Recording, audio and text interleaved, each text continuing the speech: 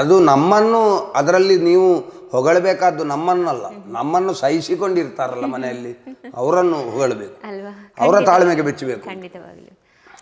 ನಿಮ್ಮ ಮದುವೆಯಾಗಿ ಎಷ್ಟು ವರ್ಷ ಆಯಿತು ಸರ್? ಮದುವೆಯಾಗಿ ನಾನು ಒಂದು 10 ವರ್ಷ ಆಯಿತು. 10 ವರ್ಷ ಆಯಿತು. ಅಂದರೆ ಮಕ್ಕಳು? ನಾನು ಮದುವೆ ಆದದ್ದು ನನ್ನ ಮಿಸ್ಸೆಸ್ ಅವರು ನನ್ನ ಗುರುಗಳ ಮಗಳು, ಮಾರಪ್ಪ ಶೆಟ್ರು ಅಂತ ಕರವೂರು ಮಾರಪ್ಪ ಶೆಟ್ರು ಅಂತ ತಾಳಮದ್ಲೆ ಅರ್ಥಧಾರಿಗಳು, ಹೌದಾ? ಅವರ ಮಗಳು.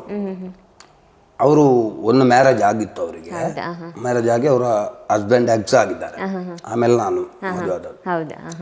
ಯಾಕಂತ ಕೇಳಿದರೆ ನಾವು ರಂಗದಲ್ಲಿ ಎಲ್ಲವನ್ನು ಹೇಳುತ್ತೇವೆ, ನಾನು ಹಾಗೆ ಆದರ್ಶ ಹೀಗೆ ಆದರ್ಶ, ನನಗೆ ಮತ್ತೊಬ್ಬರಿಗೆ ಹೇಳಿ ಅದನ್ನು ಮತ್ತೊಬ್ಬರಿಗೆ ತೋರಿಸಿ ನಾನು ಆದರ್ಶ ಆಗಬೇಕು ಎನ್ನುವ ಯಾವ ಅನಿವಾರ್ಯತೆ ಇಲ್ಲ. ಇದು ಯಾಕೆ ಕೇಳಿದ್ದು ಅಂತ ಹೇಳಿದರೆ, ನಾನೀಗ ಹೇಳಿ ನಾಳೆ ನಿಮಗೆ ಕನ್ಫ್ಯೂಸ್ ಆಗೋದು ಬೇಡ ಅಂತ ಹೇಳಿದ್ದು ಅಷ್ಟೇ, ಅದಕ್ಕೆ ಬೇಕಾಗಿ ಹೇಳಿ. ಹಾಗಾಗಿ ತೊಂದರೆ ಇಲ್ಲ. ಒಳ್ಳೆಯ ಇಬ್ಬರು ಮಕ್ಕಳು, ದೊಡ್ಡವ ಆರ್ಯನ್ ಅಂತ, ಸಣ್ಣವನು ಹುಷ್ ಅಂತ.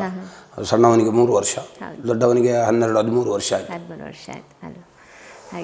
ಸಂತೃಪ್ತ ಸಂಸಾರ, ತೊಂದರೆ ಇಲ್ಲ. ದೇವರು ನನಗೆ ಕೊಡುವಷ್ಟು ಕೊಟ್ಟಿದ್ದಾರೆ, ಅದರಲ್ಲಿ ಸಂತೃಪ್ತಿ ಉಂಟು.